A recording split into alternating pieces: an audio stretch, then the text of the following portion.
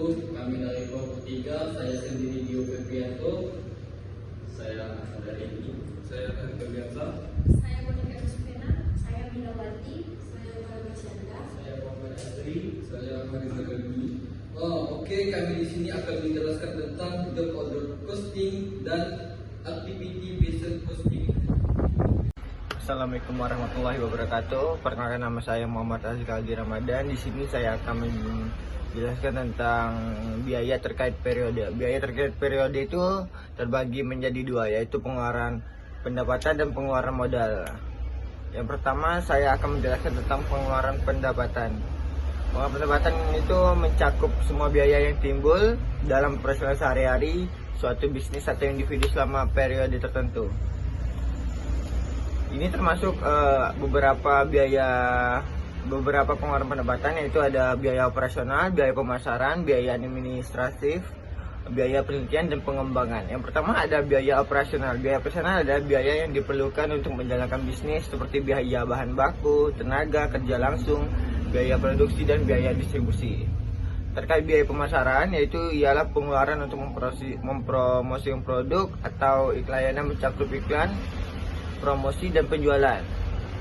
Yang ketiga ada biaya administratif. Biaya yang terkait dengan administrasi dan manajemen perusahaan seperti gaji pegawai, kantor dan peralatan kantor. Yang terakhir ada biaya penelitian dan pengembangan, yaitu pengeluaran untuk mengembangkan atau meningkatkan produk, proses atau layanan untuk menjaga daya saing dan inovasi. Terima kasih.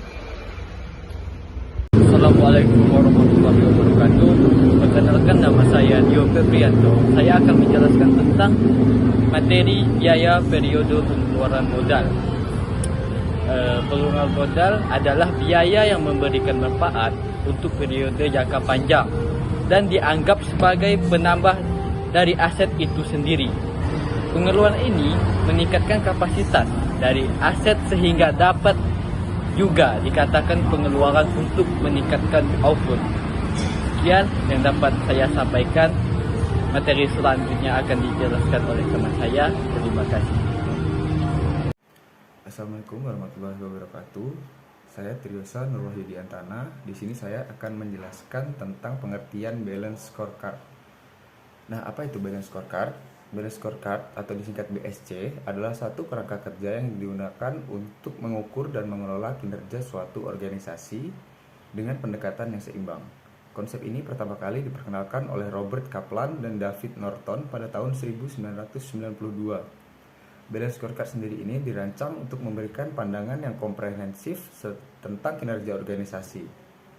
Dalam balance scorecard, kinerja organisasi diukur melalui 4 perspektif utama yang saling terkait.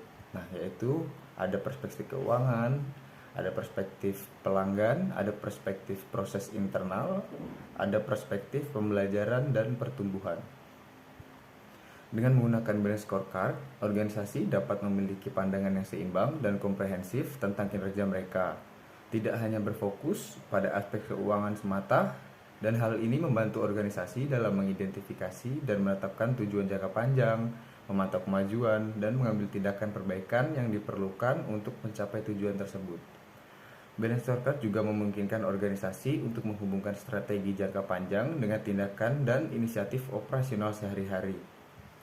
Dengan mempertimbangkan 4 perspektif utama, organisasi dapat mencapai keseimbangan antara tujuan jangka pendek dan jangka panjang, serta menciptakan nilai tambahan yang berkelanjutan bagi semua pemangku kepentingan. Terima kasih.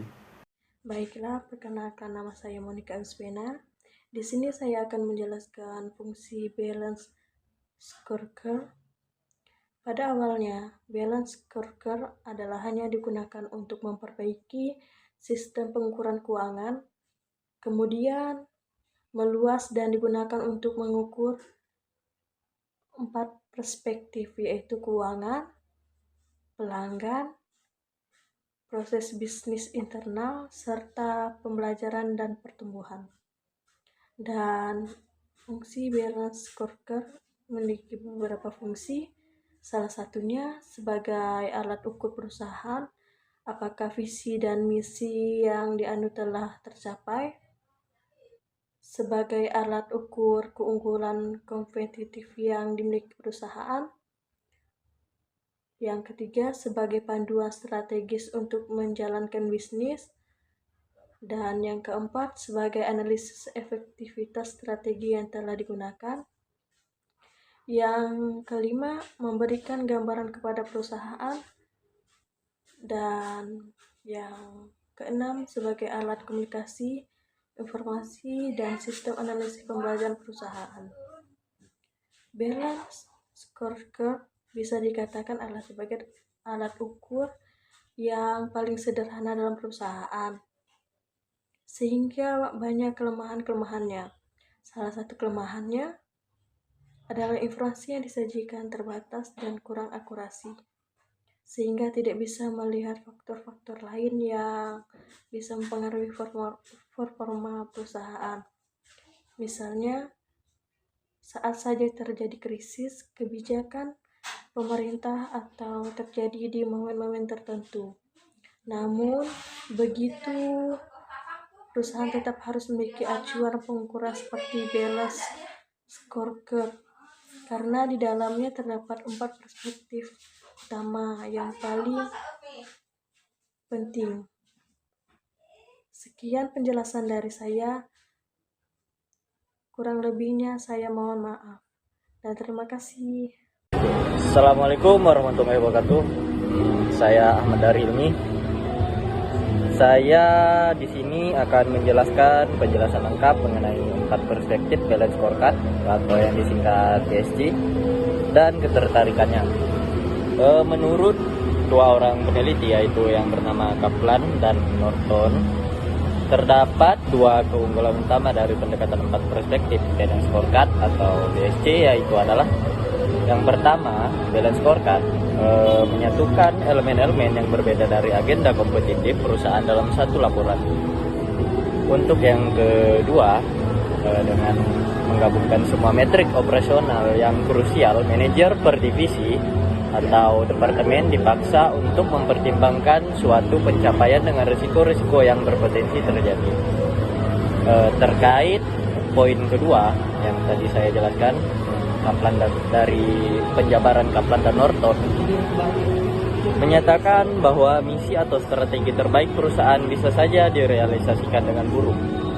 Sebagai contoh, ya, untuk salah satu contohnya saja ya, perusahaan mencanangkan suatu goals atau pencapaian, yaitu dalam memasarkan produk dengan cepat. Hal tersebut dicapai dengan peningkatan dari pengenalan produk baru. Salah satunya ya, perusahaan bisa saja merealisasikan misi tersebut. Namun terdapat resiko, yaitu karena urusan pemasaran ini ya berpatokan dengan waktu ya. Pengembangan produk menjadi kurang maksimal. Bisa jadi produk baru yang dihasilkan tidak jauh berbeda dengan produk yang sudah ada, sehingga hal tersebut akan mengurangi keunggulan kompetitif perusahaan dalam jangka yang panjang. Baik, dengan saya Utale Marsyanda, saya akan menjelaskan tentang perspektif keuangan. Perspektif keuangan merupakan perspektif yang tidak bisa diabaikan.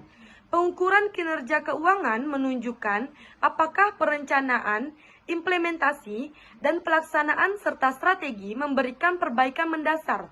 Perbaikan tersebut dapat berupa gross operating income, return on investment, atau economic value added. Balance score dapat menjelaskan lebih lanjut tentang pencapaian visi yang berperan di dalam mewujudkan pertambahan kekayaan sebagai berikut. Yang pertama, peningkatan kepuasan customer melalui peningkatan revenue. Yang kedua, peningkatan produktivitas dan komitmen karyawan melalui cost effectiveness sehingga terjadi peningkatan laba.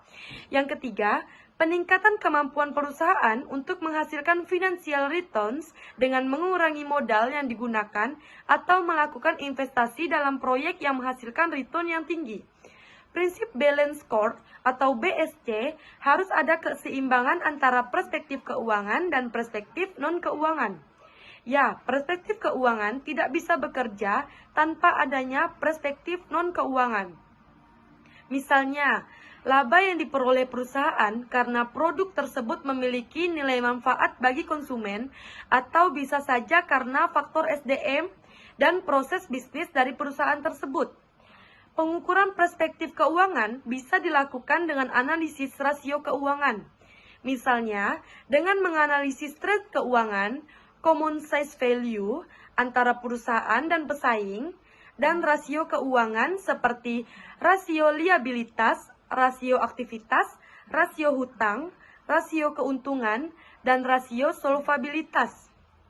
Perspektif keuangan juga berguna seberapa perusahaan atau bisnis Anda memiliki daya tarik kepada para investor. Bisa dikatakan, perspektif yang satu ini sangat penting dan menjadi dasar ukur kesehatan bisnis Anda. Assalamualaikum warahmatullahi wabarakatuh. Perkenalkan, nama saya Farizal Helmi. Saya akan membacakan tentang perspektif pelanggan. Dalam perspektif pelanggan, perusahaan perlu terlebih dahulu menentukan segmen pasar dan pelanggan yang menjadi target. Selanjutnya, manajer harus menentukan alat ukur yang terbaik untuk mengukur kinerja dari tiap unit operasi dalam upaya pencapaian target finansial.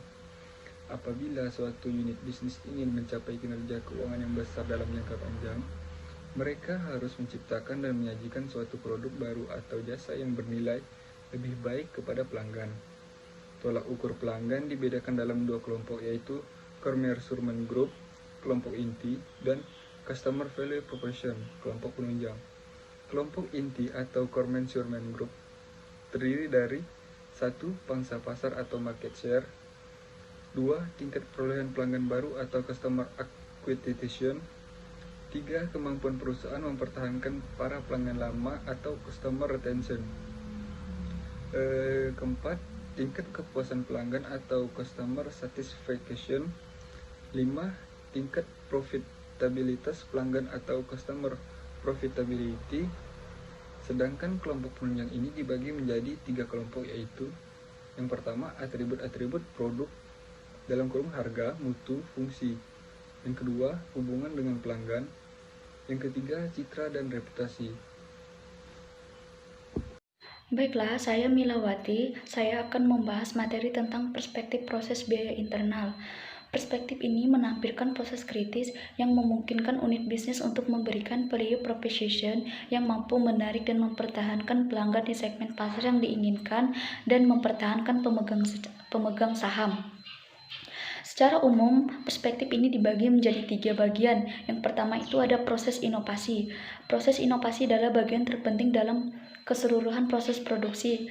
Tetapi ada perusahaan yang menempatkan proses inovasi di luar produksi.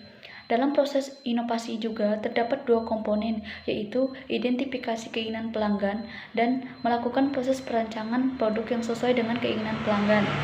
Bila hasil inovasi dari perusahaan tidak sesuai dengan keinginan pelanggan, maka perusahaan tidak akan mendapatkan nilai positif dari pelanggan. Hal tersebut tidak akan memberikan tambahan pendapatan untuk perusahaan. Intinya, pada proses inovasi ini, unit usaha harus bisa memberikan nilai yang diinginkan oleh konsumen. Yang kedua itu ada proses operasi. Proses operasi yaitu aktivitas yang dilakukan perusahaan yang dapat dilihat dari perencanaan pembentukan bahan mentah hingga menjadi bahan jadi. Proses marketing hingga proses transaksi antara perusahaan dan pembeli. Proses ini menekankan kepada penyampaian produk kepada pelanggan secara efisien dan tepat waktu, dan berdasarkan fakta yang menjadi fokus utama dari sistem pengukuran kinerja sebagian besar perusahaan. Yang ketiga itu ada pelayanan purna jual. Pelayanan purna jual adalah layanan yang diberikan perusahaan atau bisnis kepada konsumen sebagai jaminan mutu produk yang telah dibeli. Contoh dari layanan purna jual ini yaitu layanan konsultasi, perbaikan, perawatan, hingga garansi. Baiklah, sekian materi yang dapat saya sampaikan. Terima kasih. Assalamualaikum warahmatullahi wabarakatuh. Perkenalkan, nama saya Muhammad Sadaki. Saya akan membahas materi perspektif pembelajaran. Perspektif Blanchard Scorecard RSC ini menyediakan infrastruktur bagi tercapainya ketiga perspektif sebelumnya serta untuk menghasilkan pertumbuhan dan perbaikan jangka panjang. Penting bagi suatu badan usaha saat melakukan investasi tidak hanya pada peralatan untuk menghasilkan produk atau jasa, tetapi juga melakukan investasi pada infrastruktur, yaitu sumber daya manusia, sistem dan prosedur. Tolak ukur kinerja, keuangan pelanggan dan proses bisnis internal bisa menjadi pemicu kesenjangan yang besar antara kemampuan yang ada dari manusia, sistem dan prosedur. Untuk memperkecil kesenjangan itu, maka suatu perusahaan harus melakukan investasi dalam bentuk reskilling karyawan, yaitu meningkatkan kemampuan sistem dan teknologi informasi serta menata ulang prosedur yang ada. Sekian dan terima kasih. Assalamualaikum warahmatullahi wabarakatuh. Baiklah, di sini saya Rehan Febriansa. Saya akan menjelaskan prinsip perspektif pembelajaran dan pertumbuhan, yaitu mencakup 3 prinsip kapabilitas yang terkait dengan kondisi internal perusahaan, yaitu kapabilitas pekerja. Kapabilitas pekerja adalah merupakan bagian kontribusi pekerja pada perusahaan. Sehubungan dengan kapabilitas pekerja, ada 3 hal yang harus diperhatikan oleh manajemen. Yang pertama, kepuasan pekerja. Kepuasan pekerja merupakan prakondisi untuk meningkatkan produktivitas, tanggung jawab, kualitas, dan pelayanan kepada konsumen. Unsur yang dapat diukur dalam kepuasan pekerja adalah keterlibatan pekerja dalam mengambil keputusan, pengakuan, akses untuk mendapatkan informasi, dorongan untuk bekerja kreatif, dan menggunakan inisiatif serta dukungan dari atasan. Yang kedua, referensi pekerja. Referensi pekerja adalah kemampuan untuk mempertahankan pekerja terbaik dalam perusahaan, di mana kita mengetahui pekerja merupakan investasi jangka panjang bagi perusahaan. Jadi, keluarnya seorang pekerja yang bukan karena keinginan perusahaan merupakan loss pada intelektual kapital dari perusahaan. Referensi pekerja diukur dengan persentase turnover di perusahaan. Yang ketiga, produktivitas pekerja. Produktivitas pekerja merupakan hasil dari pengaruh keseluruhan dari peningkatan keahlian dan moral, inovasi, proses internal, dan kepuasan pelanggan. Tujuannya adalah untuk menghubungkan output yang dihasilkan oleh pekerja dengan jumlah pekerja yang seharusnya untuk menghasilkan output tersebut. Oke, poin kedua, kapabilitas sistem informasi. Adapun yang menjadi tolak ukur untuk kapabilitas sistem informasi adalah tingkat kesediaan informasi, tingkat ketepatan informasi yang tersedia, serta jangka untuk waktu memperoleh informasi yang dibutuhkan. Iklim organisasi. Iklim organisasi merupakan salah satu mendorong timbulnya motivasi dan pemberdayaan adalah penting untuk menciptakan pekerja yang berinovatif. Adapun yang menjadi tolak ukur hal tersebut di atas adalah jumlah saran yang diberikan ke pekerja. Intinya, dalam perspektif pembelajaran dan pertumbuhan,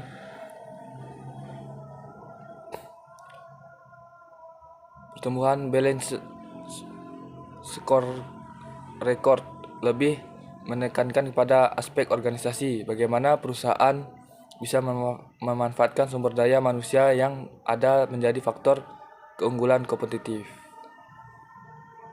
Sekian dari saya, terima kasih. Sekian dari kami, mohon maaf.